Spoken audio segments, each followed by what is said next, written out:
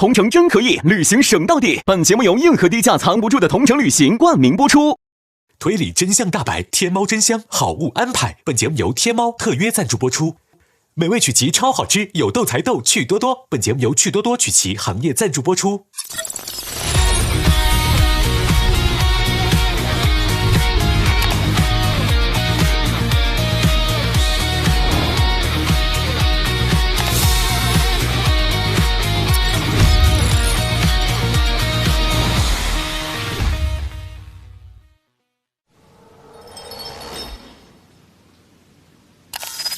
崔丞相邀请我们赴宴。丞相嘎了！你，李国人，其实我就是你那个弟弟。可中求见，你还污蔑了隆冬君。我呢，公主的第一暗卫，都对我不尊重，我就要杀了赫赫哈黑。李国太监为什么突然来攻打我？攻打推国的那个人不是我，罪魁祸首就是他。刻舟求剑是死人。只有我一个活人！快进来，快进来！可以了，把堵住了。太牛了，太牛！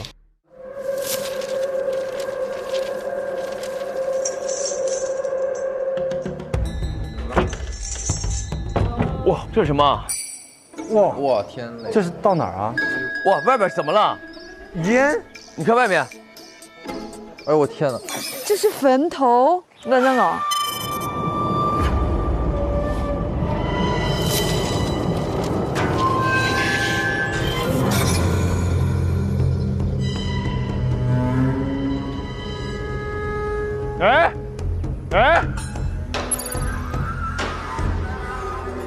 哎，言之有理和君子如玉。你们终成眷属了。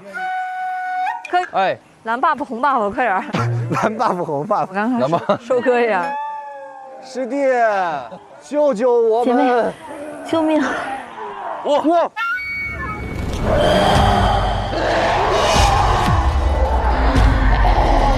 哇！这怎么还有迎宾？开门，开门，开门！哎！哇！后边还有，看，不是这个开不了，只能挤。推呀！哎呀，推呀！啊，推！快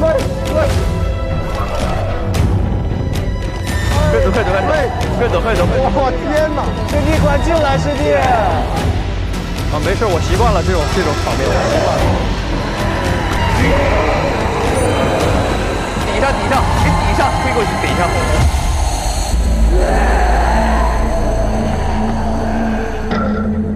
拿我俩抵啊！你们俩先别出来了，增加点重量。救救我，师弟！对啊，先救他俩呀。钥匙在哪儿？钥匙在哪儿？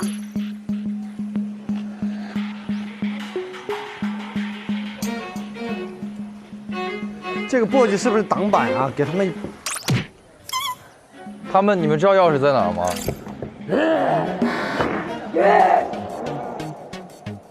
哦，有钥匙。囚车钥匙找到了。开锁。先放你们出去。太好了，关了5天，关了5天了，关了5天也没见瘦啊，开心死了吧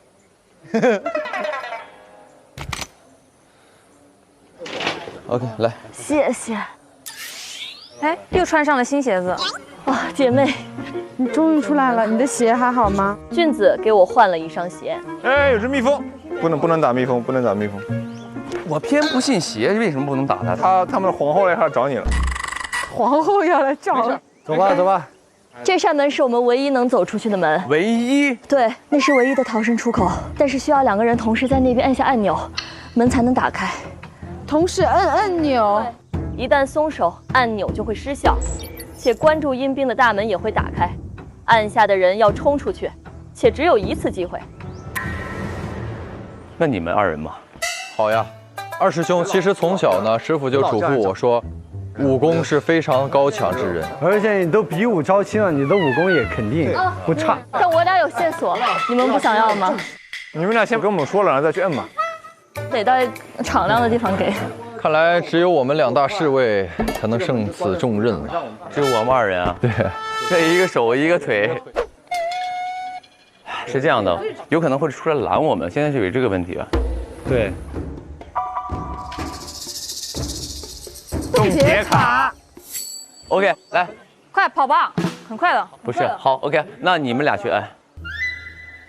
人家都说这个男士让女士做这件事不绅士，我们就冒天下之大不韪，反其道而行。那我们就走一次啊！真假的？别吧！别，危险！如果你们2人救了我们4个大男人，你们简直就是巾帼英雄。按哪个？按这个。等一下，我们真的要走吗？没事，快点吧。我这开了个玩笑。你快，我们试一下嘛。开玩笑了，我相信你们是巾帼英雄了，已经封给你了。来吧，快走吧，快走。哎呀，真可惜，姐姐。真的。好，出去吧，各位。开了。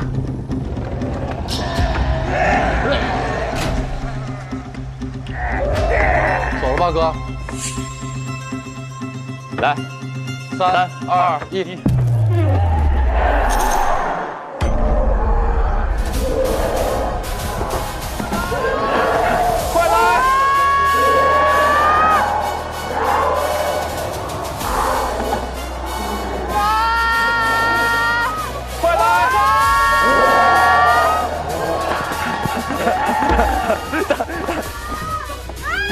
哥，等我。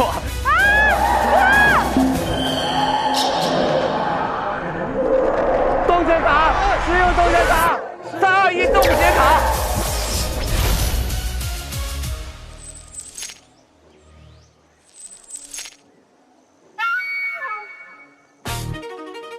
哥，快来，大哥，门也要冻结。哎，哥。行了。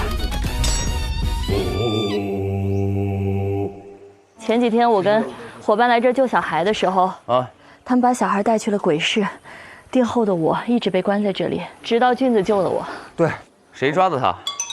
推丞相，推丞相简直是个大奸臣，他残杀活人，还有某种奇怪的方法控制他们。我以为我出不来了，所以我将此事缝于衣上。给。好，明白了。你们一定要戳穿他的阴谋，还百姓一个公道。二师兄，给我把扇子行吗？妈呀，你的汗！谢谢，给我一把。谢谢。推丞相的小把柄。折扇是在，这个推庄主的这个山庄里边找着的，里边有推丞相的这个大中小把柄，好细细研究，回去看吧。然后还有，哎，这个就不用了吧？这有点味儿啊。呀，这什么呀？你既是千面鹰王的发起人，这个给你也算是物归原主了。只要你说出口令，同城真可以，旅行省到底，就能召唤草棚车。哎呦，这同城旅行可太给力了！那这一下咱们也是有车的人了，是不是？所以说啊，到哪儿都不用腿着去，这出门在外还得是同城旅行。那可不，同城旅行17旅行节现在特别火，同城旅行 APP 搜索“同城真可以”，领完券再订车马客栈，一站式搞定，超省超方便。有了同城这个好搭子，咱们不仅能省，还能少走弯路。那这个可得好好收着了，这同城令牌看着就不一般，而且关键时刻肯定有大用。行，先收着，走，多谢师弟。我们先在此休息一下。你赶紧去结婚吧，赶紧结婚去。你可以找到更好的，相对于他的话。我懂，龟龟我懂。你可以找到更好的，找机会逃跑吧。分手快乐，祝你快乐。我们回客栈讨论一下，看看把柄。刚刚呢，我们救下了君子如玉和言之有理，获得了4个线索。没错。来，由我们的宁波微步读一下。死而复活的他们，在不久后竟突然发狂嘶叫，嘴唇是黑的，脸也腐烂了，身体上也是大片发黑，然后就彻底死了。突然发狂嘶叫，脸也腐烂了。不是他脸咋了？他被烧焦了。这个死状跟推陈相本人的一样。是，他在我们的桌上蹦跶了，发狂了。但刚刚言之有理，是不是说是推陈相弄的这一切？所以我们要看看这个扇子。好的，先从小的起。小把柄写的是：3月1日，推丞相给了我药品残渣，嘱我寻名医研究。名医称药竟能让腐肉相似鲜肉，它有何目的？哦，小孩子吃完身上会溃烂的那个东西，就是这个药。这是推陈主弄的。推陈主用那个恩人，他说恩人给他的那个药，有可能恩人就是推丞相呢。在一个恩主处得一秘药，能让腐坏食材看似新鲜。哦，对。中把柄，3月5日，我背着推丞相偷偷用药做肉羹，竟让孩童病变死亡。5月5日，将加了药材的腐肉制成了包子，偷放到精打细算的客栈，让他背锅。推丞相得知后，竟称赞我，祝他发现了重要秘密，嘱咐我将身死孩童送去他的千机阁。千机阁的位置画出来了。千机阁，推丞相的大把柄，千机阁竟不只有孩童，还有成人。推丞主藏于暗处，见他们被推丞相喂药后杀害，过不久居然死而复生。此后竟力大无穷，百毒不侵，刀枪刺入的伤口也会快速愈合。所以你们现在百毒不侵啦，无需呼吸也能行动自如。千机阁有大量推理狂三国秘报。啊，也就是这个人在制造一些超级战士、超级英雄。嗯。死而复生，力大无穷，百毒不侵。死而复活的他们，在不久后竟突然发狂，然后就彻底死了。哦，所以他是研究了一种药出来，让人吃了之后可能会增强战斗力，但其实会让他们突然死亡。对，所以那些我们看到的那些阴兵，所谓的阴兵，就是吃了他药的那些人。没错。那现在就有一个很大的问题了，也就意味着这个推丞相今天也吃了这个药。那我有一个更大的问题，我们是不是也吃了这个药？当然，否则我们怎么会复活呢？5月5日，将加了药材的腐肉制成了包子，偷放到精打细算的客栈，让他背锅。哦，对，是客栈的包子，我们都吃过。接下来我们要去那个千机阁去看看那里边有什么丞相的秘密。OK。因为千机阁在小河的这个地方，但是我们没有交通工具怎么办？用这个同城真可以，旅行省到底。哦，行嘞，那我们出门召唤，我们前往千机阁出发。Let's go！ 召唤 ，Go Go Go！ 走吧。千机阁走起，我们的小车呢？我已经看到了。哦，在下边。哦，那敞篷车啊！敞篷车来了。来，3、2、1，快！千机阁出发！我到了。走，这就是千机阁对吗，朋友们？没错。你们有人来过这儿吗？没有啊，没有啊。我相信诸位一定有人来过这儿。没有。我天哪！亮的开了，开就开。哎呦，哦，还真的是千机。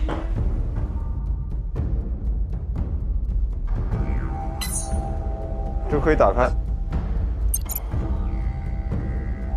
推丞相，您发现沙盘上的一个格子被打开过，还有一个重要证物丢失，因此我加了机关，必须用特殊方法才能打开。推恭喜。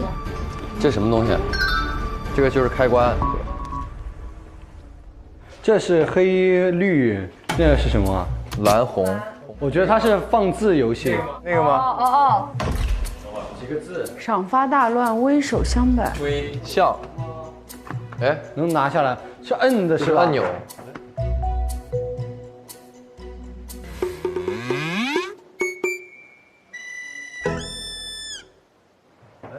可以拿下来啊，可以拿下来啊。不，摁是放上，大哥，你就像你那鼠标键盘抠下来那个。你怎么成老白了？身份这有身份二字，看吧。OK， 他叫什么呢？狂丞相，对不对？推丞相。狂丞相。我以为他是狂丞相，但他可不一定真的就是。没关系，我们试一下嘛。OK， 来，狂丞相。你说你们别吓我，哦，开了。哦，这儿有柜子被弹开。哦，玉玺。哦，玉玺。好了，黄国玉玺吗？排成一排跪下。哎呦，什么意思啊？你说怎么了？谁的玉玺啊？专军狂推。应主国礼什么意思啊？是竖着读的。推理狂国，君主专应。推理狂国。哎，把这个放这儿中间试试。哦，对，放在这儿。哦。 3、2、1。啊，没用。哎呦，真有用啊！哇！插盘。哇！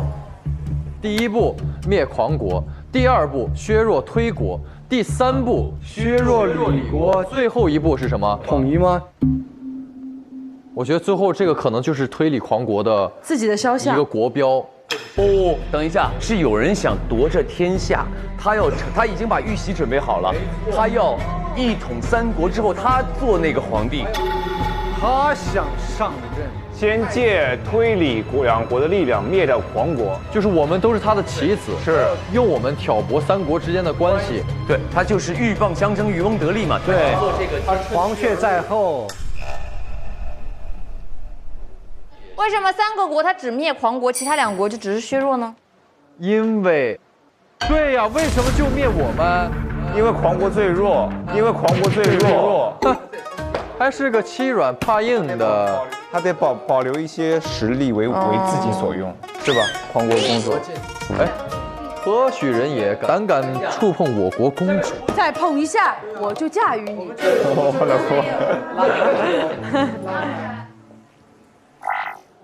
下面有抽屉啊？对。对啊，拉开看有没有东西。拉不开。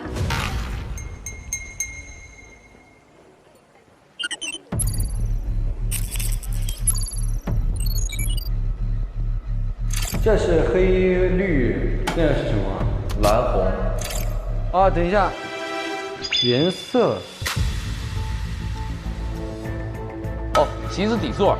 我拔出来。哦，对对对。哦。 就是绿，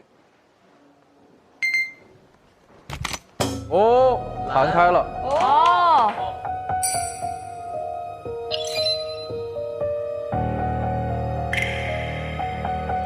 我将狂国布防图赠予推理两国，借两国之手灭掉狂国，得到丞相之位。5月27日，密探来报，公主来死。 未死哦，公主，你一天到晚来未，公主未死，人设不倒。有她在，我无法笼络狂国，谭军之军心，必杀之以绝后患。也就是说明了一件事儿，就是咱们说这个推丞相、狂丞相，是对他有杀机的。没错，他想杀公主。不查了，他该死。走。想杀你的人还没有出生呢，公主。如果这个推丞相想杀他，那你就有可能杀人动机了。没错。OK， 那我们下一个，第二步，利用我的棋子来诬陷隆冬君，还可以12鸟。诬陷推太子叛国。哦，就是他干的，他干的，没错。那这样我的杀人动机出来了嘛，对吧？没错。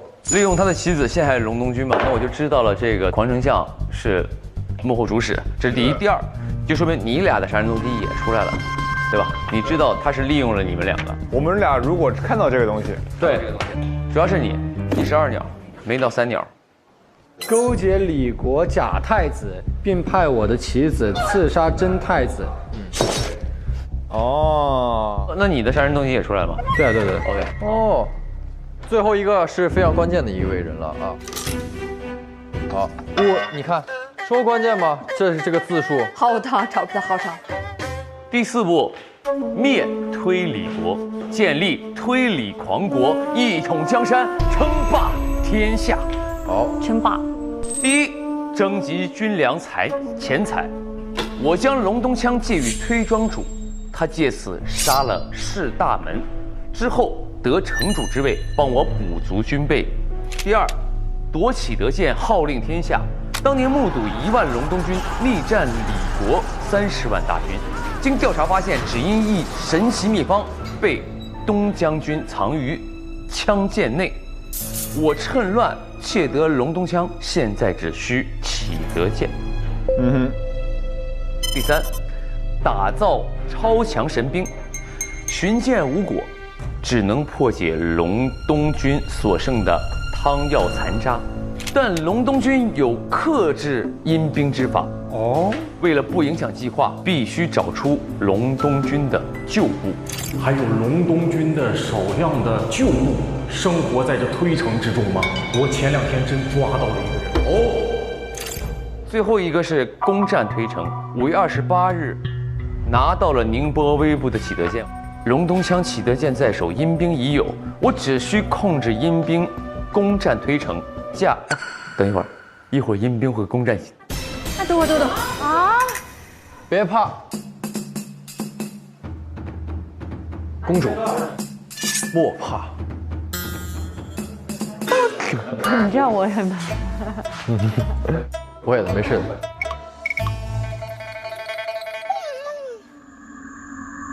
你在那儿全攻击你一个人，你不要在那边搂着姐姐。快！我觉得一会儿阴兵会冲进来啊！不是哥，哎，哥几月几号？是5月28号，我的剑丢了嘛？啊，我只需控制阴兵攻占推城，嫁祸李国，挑拨2国开战，并可收余利。今日探子回报，推城、宁波微部、柯州求见，丁天立地，赫赫哈嘿，精打细算，洋洋得意，6人身份特殊。以防万一，必须先安排鸿门宴，解决6人后，才可攻占推城。我就早就知道那个什么片儿，就我们一起干杯那片儿。干杯儿，干杯儿！好嘞，好嘞，好嘞，来，行嘞。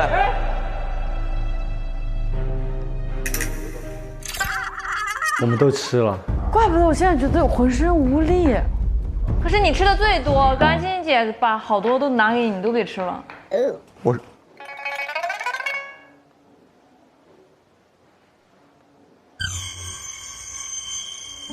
沙盘上的一个格子被打开过，还有一个重要证物丢失。这个几个抽屉里边，我们那个凶手来到这儿之后是有把其中里面的东西拿掉了，物证丢失了。这个物证是什么？我刚才想到一个东西，不知道对不对。玉玺，只有你那儿出现了一个假的玉玺，对不对？没错，对，我自己刻了一个，又要时刻提醒我，这一个祸害我以后要除掉它。哦，对哦，还有可能是你的那个太子印，这样你拿了印回去，你就可以对付你弟弟。我印不对啊，我印被你偷了，你给谁了？我给的就是狂城。你的。哦。你的。我当年坏事干尽。我当年把真的印给了狂丞相，所以狂丞相有李国的真印。我觉得太子之印现在就在我弟手上。啊？对啊，我给狂丞相了。不，你给了狂丞相，但是这场战争在持续，只有坐上了那个位置，有那个印才能。不。你弟弟现在手持假印，因为知道哥哥的印丢了，他直接做了个假的。真正的印在狂丞相这里，所以你那天来千机阁偷的就是这枚真印。你真印啊！我是说你的意志啊。这一出好戏，真是够抓吗？我们3个是绑在一块儿的，因为我们都是跟那个推国和隆冬军相关的。隆冬军被我传过去那封信给诬陷了，传给我那封信的人也是丞相，所以隆冬军相关的嫌疑人，拿他证明他清白的东西。伪造的那个信封是在你那儿找到的。洋洋得意，我在他的房间里发现了这封信。伪造信封的印是假的，但你找到的那个印是我刻的。你刻的？因为我会雕刻，我刀工了得，所以呢，就是帮军队刻了那个印。也就是我父亲的印是你帮着刻的？对，我帮忙刻的，所以我能认出真伪。然后以及就是说我收藏了一个残次品。皇丞相有假印，有假的印，所以那个人过来要偷这枚假的印。所以是你到这儿来拿到了狂丞相的假印。哦，我知道了，这个人确实是来取印的，因为这个印可以让他平反。应该是把这个印拿出来，告诉大家说，当年这个是假印，一印你看这是有人作假，我们军队是清白的，还是还清白。那谁要来做这个事儿？我们3个诉求其实是相同的。找到证。那你会要拿什么东西吗？证明身份或者复国、复狂国？在我眼里，除了你，什么都不重要。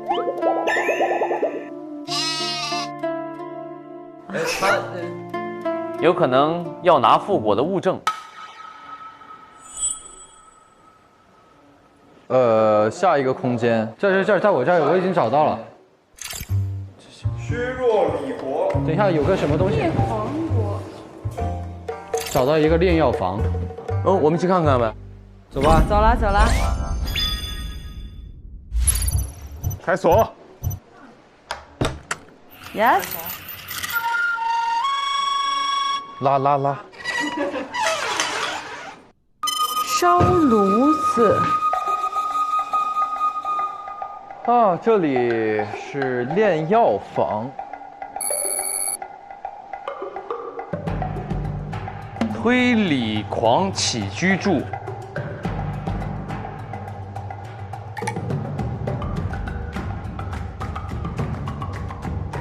那谁衣服那是？不知道，我都拿过来。好。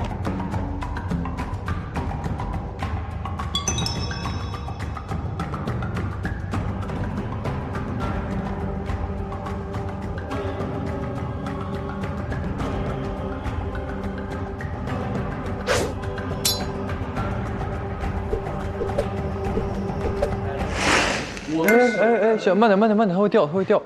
我拿着。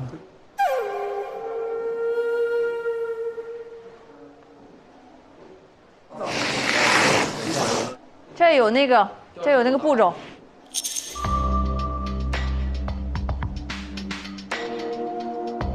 奉天承运，皇上驾到！推理皇帝诏曰：正将启程前往推城，沿途凶险难测，平日里须由幽冥二老贴身护卫，唯有每日午时炼药之际，方可屏退左右，以防机密外泄。炼药前，推手下须将药材铺置，炉底1/3处，再取推壶湖水加至炉顶，待朕进炼药房前，幽冥二老需检查炼药房无人藏匿，并确认炉内水已满至炉顶，盖好炉盖并上锁。正午时整开始炼药。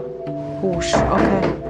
炼药3分钟后，需开盖加入特别药粉，此间不可有人打扰。好。等一下，这有个线索哎，推理狂起居住，无事发生。无事发生。无事发生。哎，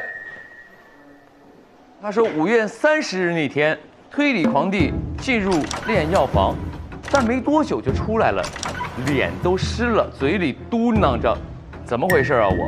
然后呢，烧炼药炉的柴火不知为何也湿了，无法点燃，因此推理狂弟就直接离开了。哦，就是他那天5月30号来炼丹失败了，因为湿了没有办法起火。怎么会湿呢？有人阻止他。所以5月30号，也就是杀人的那天。30号咱们互相在那儿互杀呢。是30号。还有一个改良配方，改良原配方后可让药性大增。OK。服用者在毙命后可马上复生，2日后发狂，立备于前，用特殊方法可以操纵。若服用未煮熟的药汤，则在毙命后可马上复生，复生整整2天后必发狂而亡。此时唇色乌黑，面容厉腐，身体发黑。所以今天。说明他2天前中了药，对，且也死于2天前。30号，30。来看一下这件衣服。哦，龙袍吗？哦，黑色的龙袍，怪不得会灭国这个人。哎，这上面有股味道。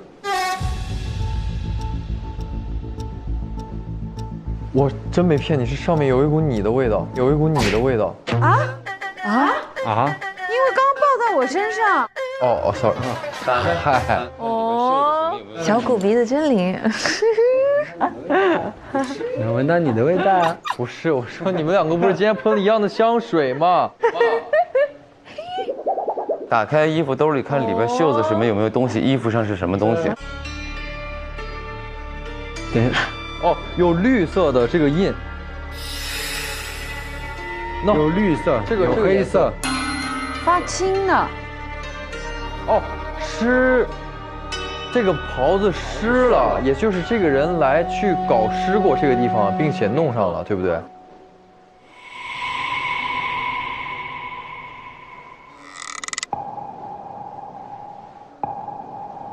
正午时整开始炼药，炼药3分钟后需开盖加入特别药粉，但没多久就出来了，脸都湿了，嘴里嘟囔着：“怎么回事啊我？”他来过炼丹，然后因为湿了没有办法起火。若服用未煮熟的药，复生整整2天后必发狂而亡。我跟你说，我有个猜想，朋友们是这样的。请说，哥哥。其实这个炉子里是可以藏人的。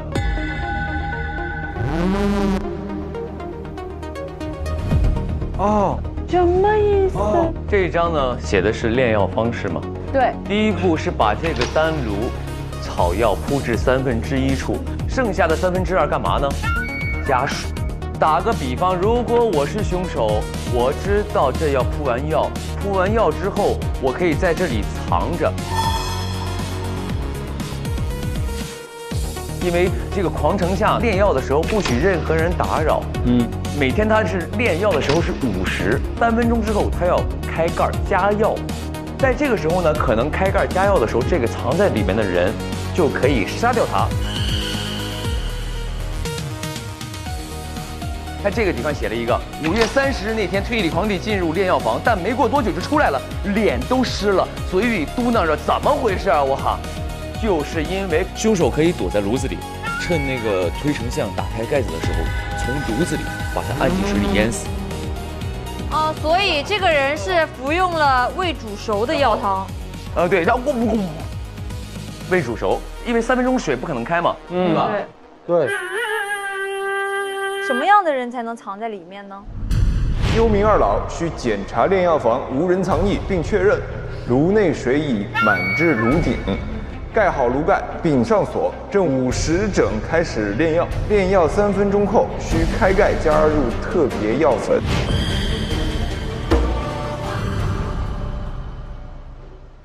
等一下，这什么玩意儿？哎，这是等一下，这是个柜子吗？这可以看。隆冬枪和启德剑。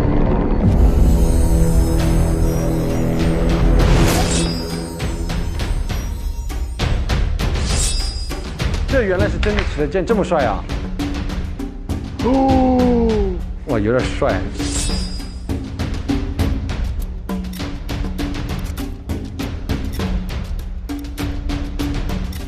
终于找到他了。这隆冬枪一看就不是咱们小隆冬将军的，太短了，这枪太短了。对，短了半米，还行吧，还行，可以。这拿着挺没气势的，是不是？有点像你的拐杖。这不是我的工具，这是我爹的。据此推断，一定是爹不是很高。OK， 等一下。经调查发现，只因一神奇秘方被东将军藏于枪剑内。他是有一个神奇秘方藏于枪和剑之内。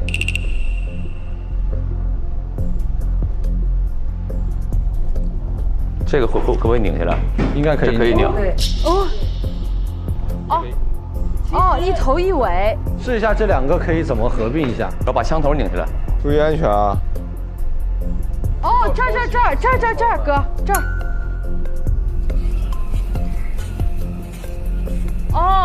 就说它短一截嘛。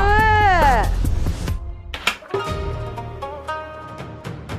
不短了吧，哥？有道理。齐德龙，齐东强。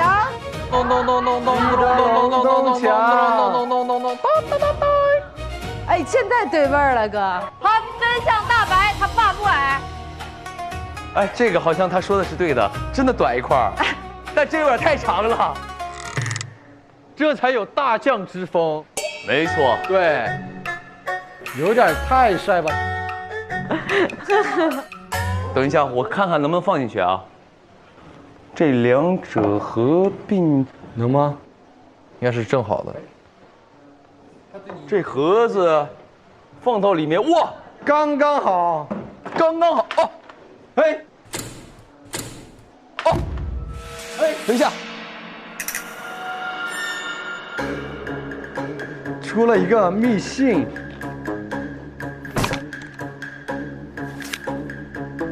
我们竟然破解了齐德隆冬秘籍。秘籍？今日被30万李军困于推城之外，我隆冬唯有1万血肉之躯，我固之可退。然百姓无辜，若不战，百姓必遭劫难。东某已至绝路，唯有最后一法。大门与我同游时得一秘方，生前吞服，可在死后复活10日。复活时，身上所有的伤口都会消失，且会失去死亡时的即时记忆。复活后会百毒不侵，力大无形，刀枪刺入的伤口也会快速愈合。我2人称其名为齐德隆冬汤。然忧此阴毒之方，现世为祸，便将其永埋于心，而今为此汤可破局。未曾想我隆冬儿郎均主动喝下，无一人未战，无一人俱死。今日之后，我隆冬一帮阴魂将同作阴兵，同泽同袍，死战10日，共守山河。为留火种，我勒令瞒住20岁以下的新兵，并让大门将他们送至推城。这次我把宁儿和一众隆冬儿郎就这样甩给你，我知你又会骂我没良心，但谁让茫茫天地我只信你呢？我此生许百姓，再难许家许兄弟。哦，来世吧，我还带你去断壁残垣上喝酒，去荒烟蔓草里下棋。今日我先走了，若此书有朝一日得见天日，烦请来人告知东某。如今是何年月？天下可太平，苍生可安宁。隆冬就在天地间，我们都能听到。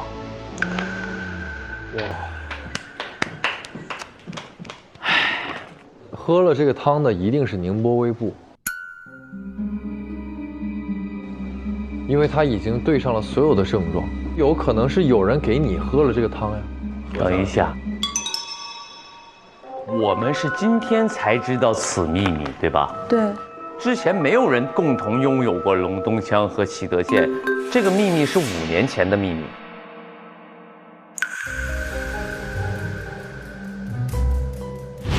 推丞相给了我药品残渣，嘱我寻名医研究。名医称药竟能让腐肉相似鲜肉。哦，但是小孩子吃完身上会溃烂的那个东西。哦，没错，我知道了，就是我之前是因为那个推城主给小朋友下毒，他下的毒其实就是这种药。就是可以让腐肉变成新鲜的，所以我在试毒的过程当中服下了这个药，也就是无意当中其实拥有了死而不生的这个奇德隆冬汤的功效。对，别让那个隆冬军叛军跑了！抓住他！好了！什么？叛军跑了？什么东西？别让隆冬军的叛军跑了！我奇德隆冬。快追！别让那个隆冬军叛军跑了！好。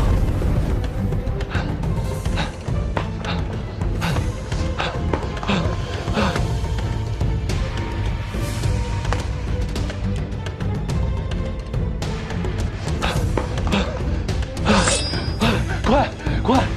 哎呦，这个是好人，这好人！快进来！快进来！怎么了？现在有大批阴兵即将袭来，整个推城都快被攻陷了，只有隆冬军能够抵抗他们了。只有隆冬军可以抵挡他们。隆冬军不是只有一些残部了吗？但隆冬军有克制阴兵之法，必须找出隆冬军的旧部。其实我是隆冬军的旧部。哦，之前，推丞相一直在搜捕我们，因为我们掌握了克制阴兵的方法。但这个方法，只有隐藏在百姓当中的校尉们才知道。校尉，普通的士兵不知道。而召唤的办法，需要隆冬军的少帅对着树喊出“隆冬军少帅在此”，便可得隆冬军旗。立我军旗，以隆冬于野，同守山河，隆冬军可在为号，定有人相应。这么帅！哇塞！等一等，你再说一遍。从哪儿开始？从头开始。我立于天地之间之后。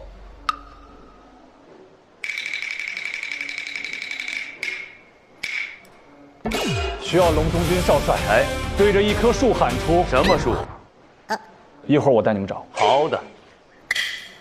对着一棵树喊出“隆冬军少帅在此”，便可得隆冬军旗。哦。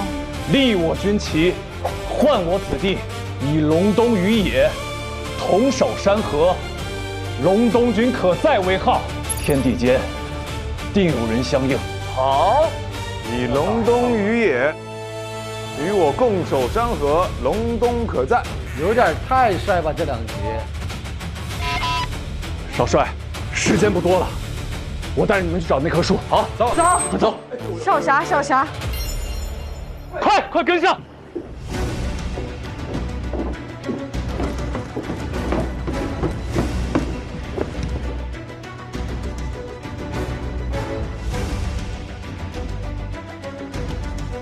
就是那儿，哪儿？哦，这不是我们那个，哎，这是我们昨天拜过的树。有福同享，有难同当。快，少帅！隆冬军少帅在此，隆冬军少帅在此。哇，我们去拿，少帅等着。少帅，哎，我们要一个个递，就是你懂吗？我们有一排。哦，对对对。哦，什么东西？哦，给少帅。少帅，传奇，少帅。少帅，给少帅。这，少帅开旗，旗开得胜，东。这边是我们隆冬军旗，没错。走，前面有旗台。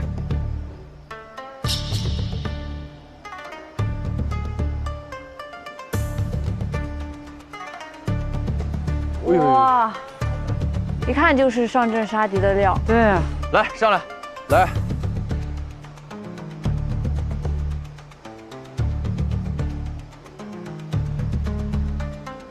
来，我们把手放上来。OK， 来，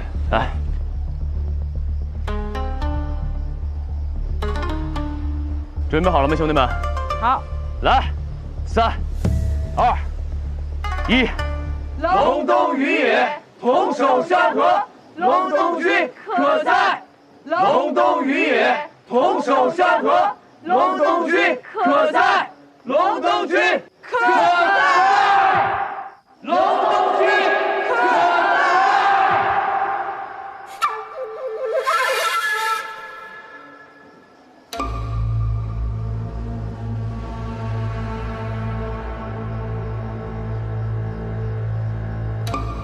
这是隆冬军吗？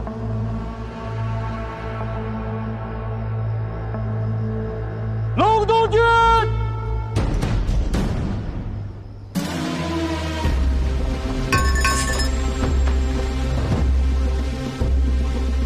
隆冬军！到！哦，隆冬军，长枪队出列！哦！到！隆冬军近战队出列！到！哦，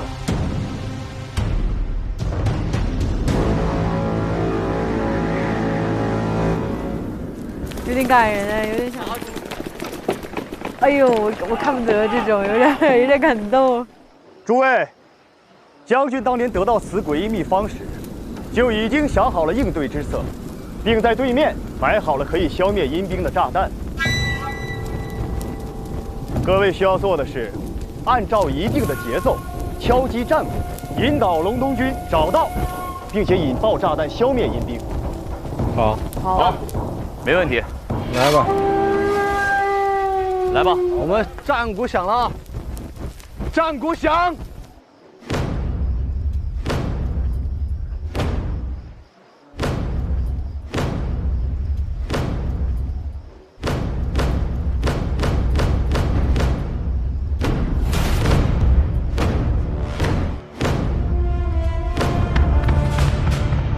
隆冬军上！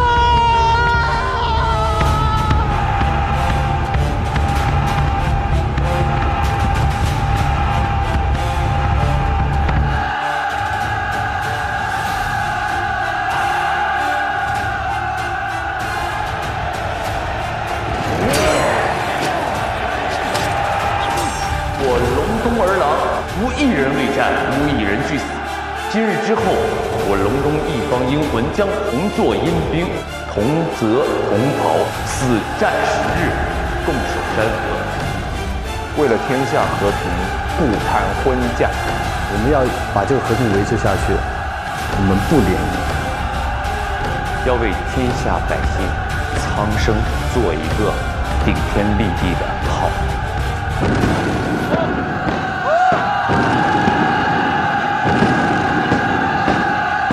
报告，隆冬军大捷！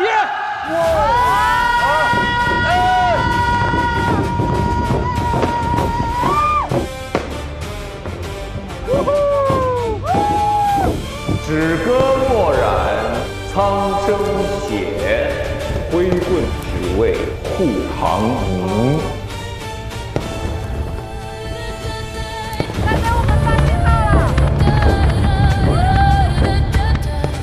我们成功了！耶！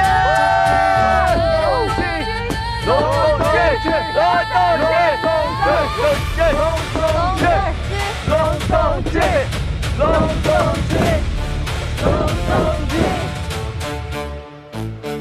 隆冬军，隆冬军，隆冬军，隆冬军，隆冬军，隆冬军。为什么一定要这样？要有气势啊！为什么是隆冬军？如果是这样，隆冬军，这就没有气势嘛。隆冬军，隆冬军，这样显得人多，这样一喊起来。OK。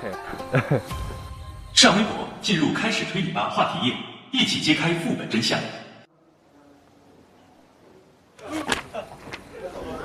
这什么？悬赏。悬赏。 5月30日午时，养花人施西域奇花一枝，此花白瓣金边，每日卯时4刻方开，晨出合拢。花开后异香绕梁，香味可持续3个时辰。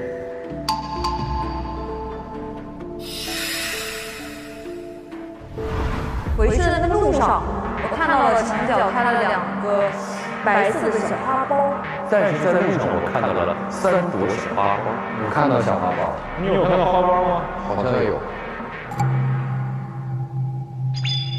这个时间线我已经想到怎么盘了。我就来写你们的花就可以了。丁，你那天早上3朵，是3朵花，有香味吗？有香味。 OK。然后下一个鹤，我看到了3朵盛开的鲜花，有香味吗？ 有香味，有香味。我看到2个花骨朵，有香味吗？没有。柯是3朵有香味，我是3朵骨朵，有香味吗？没有。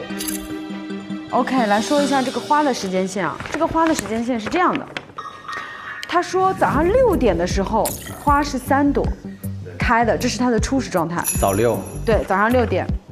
然后呢，到7点它就合拢了。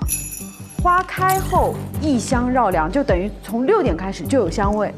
7点之后合拢也有香味。对，7点之后合拢也有香味。所以首先，它这个时间能够确认是6点，对吧？早6第1。对，然后这个采花大盗他是在什么时候偷的花？他是在5月30号当天午时，也就是11点的时候，他偷走了1朵花。所以在这个时候，只要看到2朵花骨朵的人，都是在11点以后。 然后他说，这个香味呢，持续3个时辰，也就是6个小时。就是看到2朵花无香的这个人，一定是在12点以后。这个有3朵花骨朵有香味的，应该是在11点以前。嗯，11点有香啊。那为什么您有3个花骨朵也能看到无香啊？那就6点之前嘛。 6点之前不开无香，啊，对，6点之前。所以柯和丁的时间是没有办法确认先后的，对不对？对。OK， 行，这个先放这儿。就是现在有一个很大的问题，就是他是如何死在那儿的呢？刚才你已经推出来了，哥，就是在那个药房的时候，对，这个丞相在5月30日他去炼药的时候，对，被那个埋伏在药房里的凶手拉进炼药炉溺亡了，然后误食了这个药剂。那么这个药剂的死亡方法呢，就是在他接触到这个药剂之后，2日之后，他会开始毒发癫狂致死亡，没错，浑身会开始溃烂。也就是说，凶手其实行凶的日子是5月30号。对。那盘这个时间线的逻辑，其实是希望我们知道5月30号的时候，谁有时间去炼药房？他是5时开始炼药嘛？11点他要屏退左右，然后看。这样啊，也就是这个凶手想要杀他，提前藏在那个炼药炉里边，要在11点之前进去。那么，首先他第一需要知道的一定是丞相会在11点钟去到药房炼药，对不对？对，他得掌握这个信息。他如何掌握这个信息呢？他得去过千机阁。他得去过千机阁，没错。刚才其实有一个很关键的地方，我没有在盘，就是3把扇子小中大把柄被发现于侠义山庄。折扇是在这个推庄主的这个山庄里边找到的。那么我们每一个人都出现在过侠义山庄。赫赫哈嘿，顶天立地，洋洋得意，刻舟求剑，草席一卷，埋于天下。也就代表我们每一个人都有可能发现过这个把柄。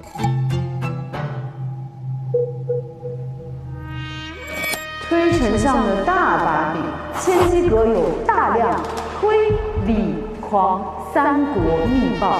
就是如果有人看过这个扇子，应该知道千机阁的事儿。对啊，想要去千机阁一探究竟。我现在说一个关键的点啊，我去过义庄，但是我没有进去啊。我想进去查的时候，发现推丞相正和别人在密谋什么，但是发现公明二老在，所以呢，我就偷偷溜走回去了。我觉得，那我日后再做打算，因为我要回去找我的启德剑，我的目标是找剑。为什么你是没有进过义庄？你如何证明你是没有踏足过？既然你都已经前去义庄调查启德剑之事了，你怎么可能就在门口溜达一圈就走了？哦，没关系，那你想给我拉回来也是可以的，对吧？你们再看一下啊，就是这个把柄上面写的就是。他们被人杀害之后，过不久居然死而复生，无需呼吸也能行动自如。你看，无需呼吸，什么样的人才能藏在里面呢？无需呼吸也能行动自如。你看，无需呼吸，也就是这个凶手想要杀他，提前藏在那个炼药炉里边，要在11点之前进去。刚刚吕朵森，百毒不侵，他已经喝过这个了。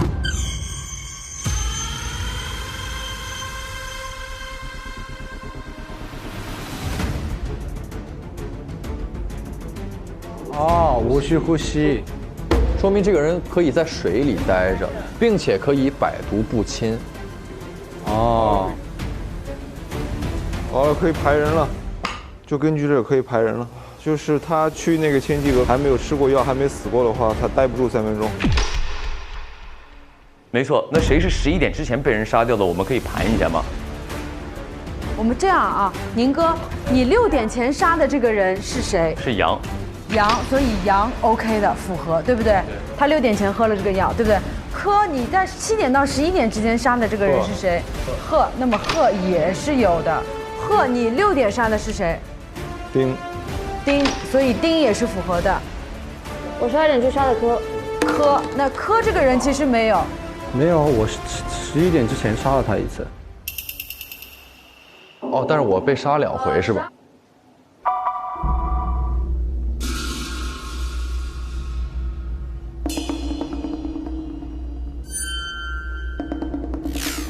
这个毒体质越强，死的越慢。哦，我是用的那个毒针，毒针体质越好，进毒越慢，所以它有可能一直没有。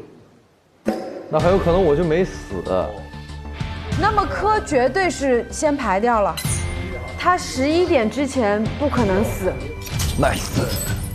排掉一个，现在是4选1。那么我正式化身为推探，此刻。OK。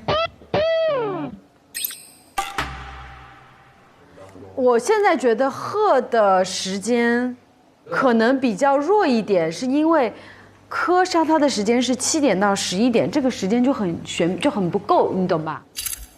你肯定要比6点前和6点被杀的人的嫌疑来的小吧？对，我可能是10点杀的贺，贺醒来之后即便是他发现了这个扇子，他也可能只有1个小时不到的时间去千机阁先调查东西，拿走东西，躲到药缸，这一系列的行为，对不对？他的嫌疑会小一点。OK， 这是第一个，第二是凶手会拿走什么信物？对，我觉得就是一个点，就是印，要不是太子印，要不就是隆冬将军的印。对，所以其实凶手就在杨、小丁还有我们3个人跟印相关的。但是有一点的是，我那个印，我还是要洗脱一下，因为我知道这个真印绝对在我弟弟那儿。因为如果假印这么好弄的话，我早就弄了。你懂我的意思吗？你的意思是你去千机阁根本没有要拿的东西？对啊，我就是我在我的立场，只是我的立场。真的是这样吗？在我这儿的是这样。如果我是推丞相，我为什么不把这个印给我的傀儡，而去做一个假印给他？因为这个推理框有可能那个真印一直是捏在我手里，我怎么操控傀儡？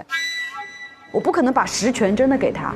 比如说今天我要你去干什么，要去攻打了，你用一下我这个印，我带着什么幽冥二老过去帮你摁个东西 ，OK， 我帮你通过这个律法，然后这个印是收在我这儿的，不然我还要统一推国理国，对吧？我不可能把印给到你，不然这个大权不就真的交给李国了吗？不是啊，他只是让这两边乱起来就可以，他不需要说这个权要掌握到自己这儿。其次还有一点是时间充裕的问题，我的时间没有杨充裕啊。宁哥，你6点前杀的这个人是谁？是杨，所以杨 OK 的。贺，你6点杀的是谁？丁，所以丁也是符合的。我12点去杀的柯，那柯这个人其实没有，我11点之前杀了他一次。你们2个的时间是一样的呀？不一样。有一个微妙的点是他在11点之前去把你杀了。对，快到11点，我要捅你的同时，我要去那个杀了推丞相。我的话，我觉得时间就太赶了。说到时间充裕，现在我又觉得杨的嫌疑在我心里比较重了。因为比如说是丁的话，你想丁他在6点前被杀，在义庄醒过来，他7到11点肯定卯着劲儿的在炼药房和千机阁里去炼药。这个肯定要提前的。他不可能在7到11点抽个空去杀柯，对吧？但是杨的时间线就很稳，就是6点我去调查，然后炼药房11点埋伏全部弄完了，12点我去杀个人。我反而觉得洋得意的嫌疑会小一点，因为打个比方，如果我是凶手，我竟然去过那个炼丹房，我应该知晓这一切的发病时间嘛？你是说他游刃有余？是他太游刃有余了，而且太符合这个东西了。因为他是11点炼药，所以我作案一定要在11点以后，但是12点之前。然后呢，就太顺于他的12点，正好我说我杀了这个人之后，我卡着12点，然后我再去杀柯，对吧？我觉得他是太符合了，你懂吗？你是就是另外一种思维，反而这么做，对，太顺了。我反倒是觉得，如果说这几个嫌疑人里面谁的时间最充足的话，那一定是宁，因为他是最早。他都不用这3个把柄，他根本对，他都不需要这个。他是最早和侠义山庄首先有关，最早获得这个所有的身枪体壮 buff， 也不被这个什么死亡时间所束缚的一个人，对不对？是的，有这个可能，有这个可能。哦，那如果是那样的话，我干嘛要杀他呀？既然知道了丞相一切的东西，如果我找到的那个印，我为什么要杀他呀？是想一个问题，你看啊，是这个问题。就比如说我在去到千机阁之前，是不是我不知道这一切都是狂丞相指使的？当然。那我在去这之前，我想杀的这个人可能是我们其中的一个人，我是对他有误会的。就比如说我跟他之间，我如果在去千机阁之前，我是不知道原来我们这一切是有个狂丞相在作祟。是的。但是我去到千机阁之后，我就会发现，是狂丞相指使这一切，我跟他的恩怨就已经消掉了。消了，我只用杀狂丞相。我们按照这条思路去想，就是有些人去了千机阁，发现幕后指使是狂丞相之后，他依然会去选择杀掉我之前恨的那个人，是为什么？是因为那个人在我心里面，他跟狂丞相是一对的。当时袭杀我和最后让两国交战的罪魁祸首，就是他，我要杀了他。他是推国的大人物，他伪造了隆冬君的密函呈于皇上，他污蔑了隆冬君。是哦。没错，我跟你说，其实他俩都具备犯案条件。为什么？我先说杨，他去到那个房间里，第一，他知道那个印的事儿是当年丞相诬陷了隆冬君，因为他是隆冬君之一，他污蔑了隆冬君。那他知道真相之后，要不要杀柯呢？要，因为当年是他送的信。没错。OK， 第二是他是什么呢？他也是，这就为什么这两个人杀的都是我，因为他们都恨狂国的这个我。当时袭杀我，让两国交战的罪魁祸首就是他。他本身就是要杀他，因为杀他也是没毛病，因为他砍了他一次，他也知道当年又抢了他的印，也抢了我的印，所以他俩的最后结果都是要杀他。没错，没错，没错，我就是这意思。行行，我直接投了。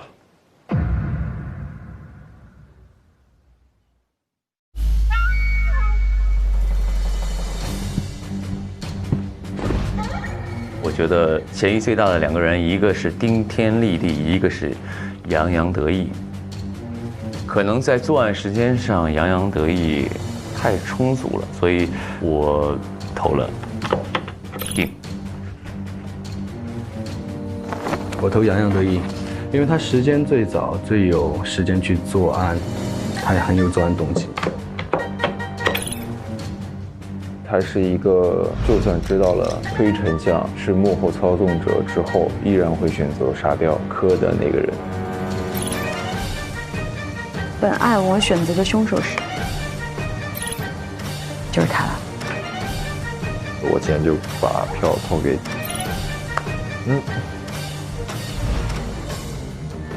这是我要投的。OK。来吧，旅行不用推理，同城省到心里。接下来进入同城旅行真相揭晓时刻。在今天的案件中，嫌疑人有柯州求见、宁波微步、赫赫哈嘿、顶天立地、洋洋得意。经过推理，共有2位嫌疑人获得票数。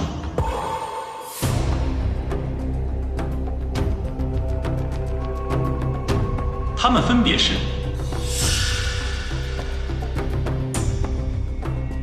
洋洋得意，谁在栽赃，谁在陷害？顶天立地。啊，你们2个凶手站中间吗？来，往前一步，还指我呢。他们中有1人获得4票，不会是我吧？1人获得2票，获得更多票数的人就是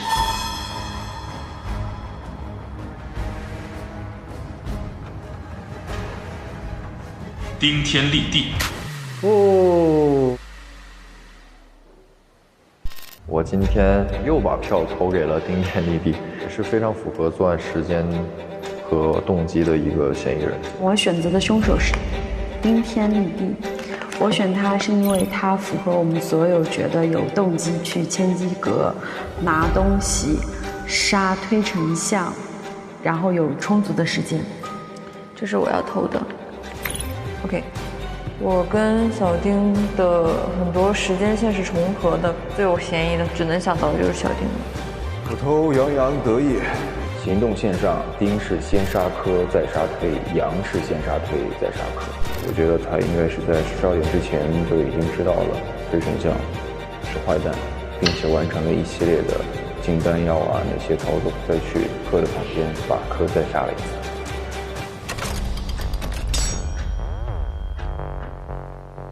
恭喜你，恭喜我是啥意思呢？你是坏蛋是吧？没错。一杀封神，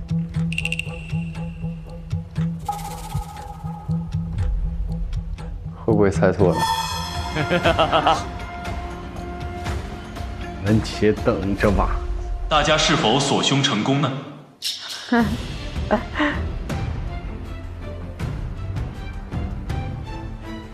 我宣布，本次案件锁凶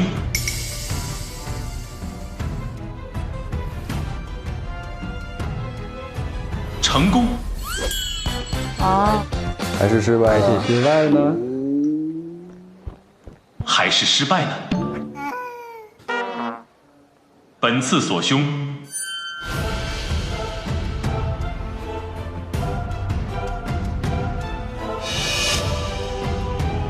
成功。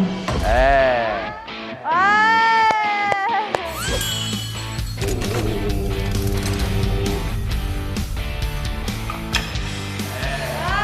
所以是你。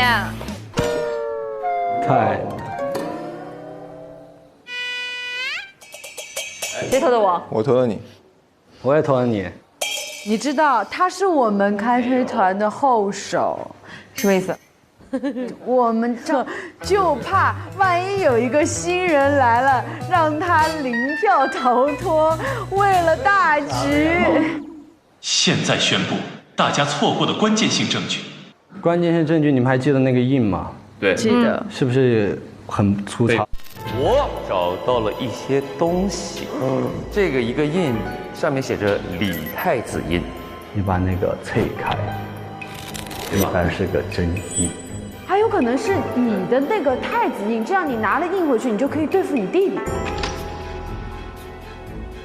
哦，这谁敢弄啊？但是我更好奇的是，你今天是从哪一刻开始绝望的？他奋战到了最后，其实没有绝望啊，没有绝望，宝宝，其实是你自己心虚。你要把自己当做真的不是，你就说哇，凶手也还教别人呢？你上来就说。我告诉你，我为什么锁他？我可以跟大家说我的心路历程。我为什么锁了他？因为你怀疑他。现在我又觉得杨的嫌疑在我心里比较重了。我说哦，那阿金怀疑他，他是明灯，那估计是定了。对，我是真的是这样的。行了，各位，是这样的，不知各位是否还记得我们服用了什么药？哦，我们服用的叮铃当啷汤，没错。就是这个叮铃当啷汤会有一个后果是什么？什么？生前吞服，可在死后复活10日，名为祈德隆冬汤。我们不求同年同月同日生，但求同年同月同日死。但是你，我不死，我就不死。没有，你送我们一程不可以吗？送我们一程吧。哎。能和你一起死，甘愿。朋友们，来，今日我备了佳肴。我觉得我们经历了这一切，虽然各有各的仇，各有各的怨，但我觉得从今日起，我们就是同年同月同日生。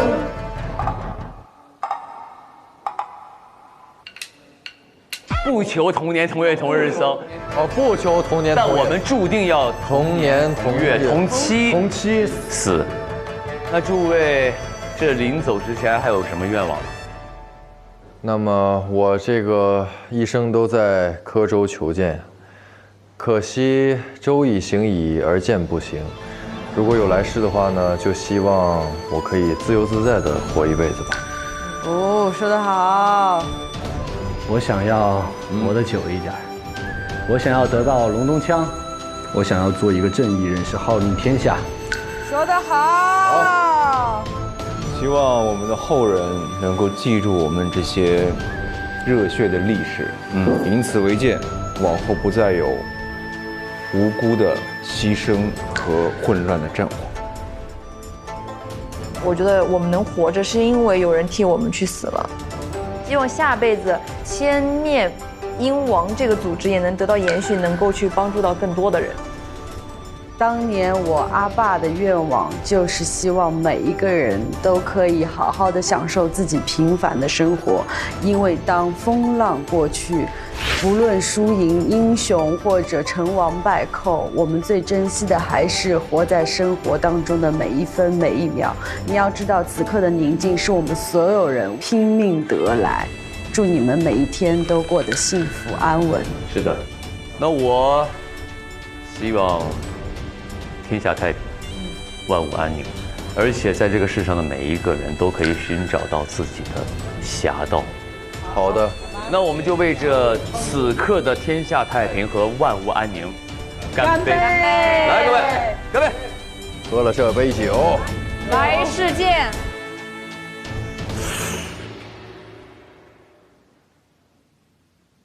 上微博参与开始推理吧话题讨论，解锁独家副本花絮，探索游戏隐藏设定。上微博参与开始推理吧观后感话题讨论，分享推门游戏攻略，赢福利。经历完本次的案件，我最深的感受就是家国大义就在我们每个人的心里。龙东军会为了守护百姓，自愿喝下秘药变成阴兵，百姓也会帮助龙东军守护他们留下的火种。大家都在尽自己所能的去为安宁出自己的一份力。在这个故事里，我饰演的推国太子一直想追求心中的和平，但最终被贬为庶人，流落民间。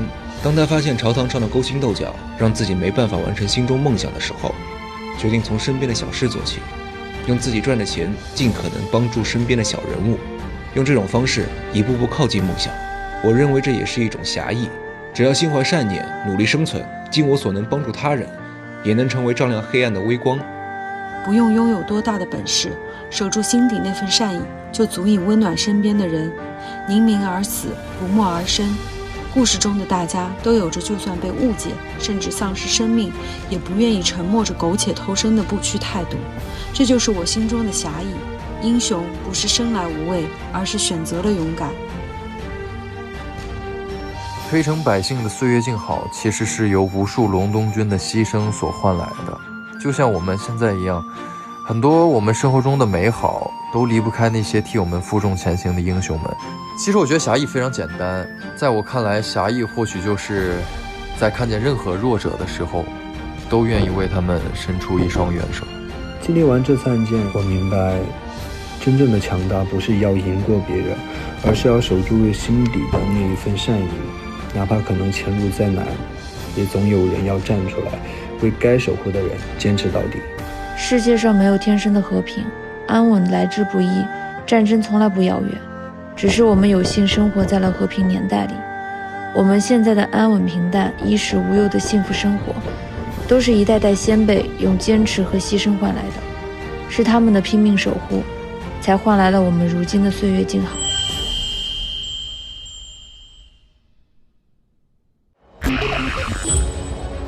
你是哪儿啊？放我们出去！你是哪个？喝粥求见啊！啊？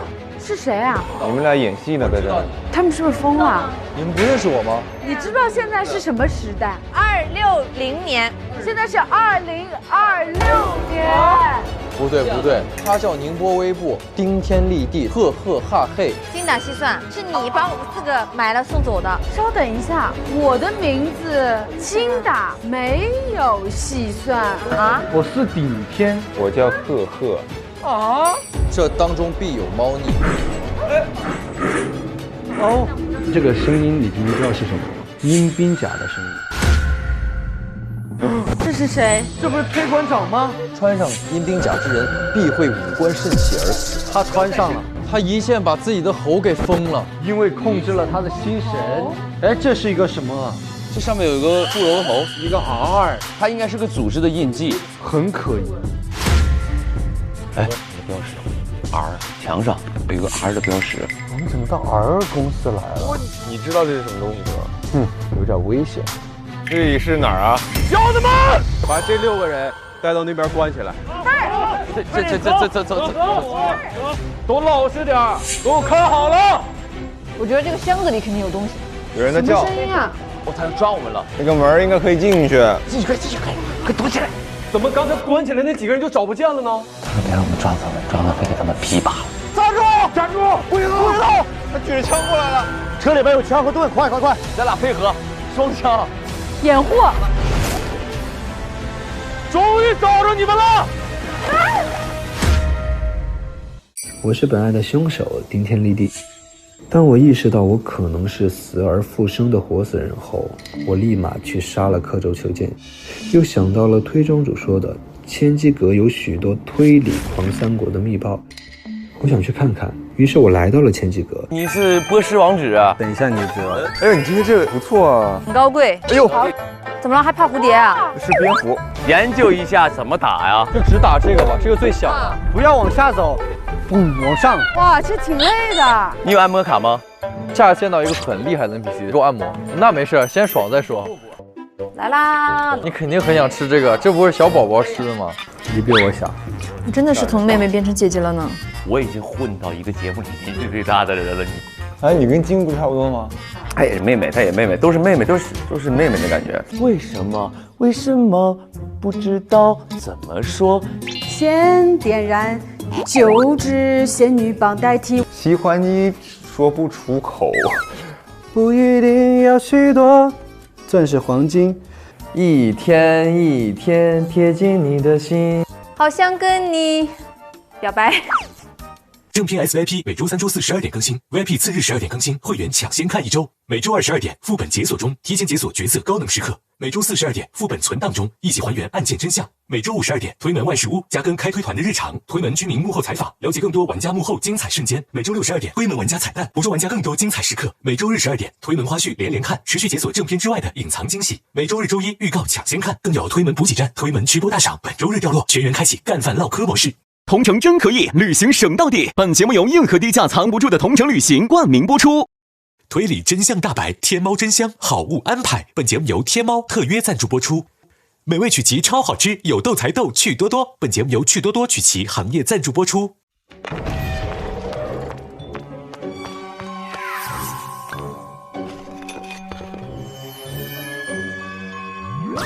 Nano 开推联名周边，腾讯视频 Goods 商城热售中，快来抢购吧！到腾讯视频打开开始推理吧第4季，找到播放框下一起玩，加入在线锁凶游戏，变身推探，与推团同步破案，赢取金钥匙。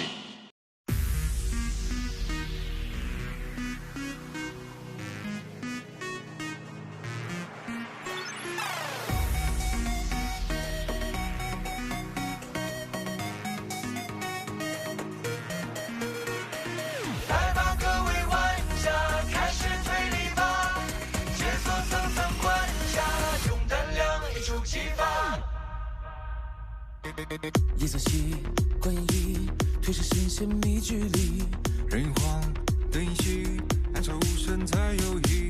风声起，脚步急，乱世藏进隐隐去，真相隐无声的夜里无痕迹。秘密心藏着爱，建立这道题，残期继续。上微博参与开始推理吧话题讨论，分享你的闯关思路。更多节目精彩资讯尽在新浪娱乐、微博综艺、新浪综艺独家中文百科合作平台百度百科。上百度搜索开始推理吧，精彩内容尽在百度百科。上新浪新闻客户端搜开始推理吧，看节目更多精彩内容。界面新闻与美好价值创造者同行。感谢丽丽城传媒、腾讯视频 TV 版、极光 TV 同步播出，大屏观看更畅快。关注腾讯视频 SVIP 微信公众号，获取更多追剧资讯，领取 SVIP 优惠。搜开推4特惠开会员，抢先开推，更可解锁精品花絮。Jump 来了，腾讯视频会员新品，年轻人的专属。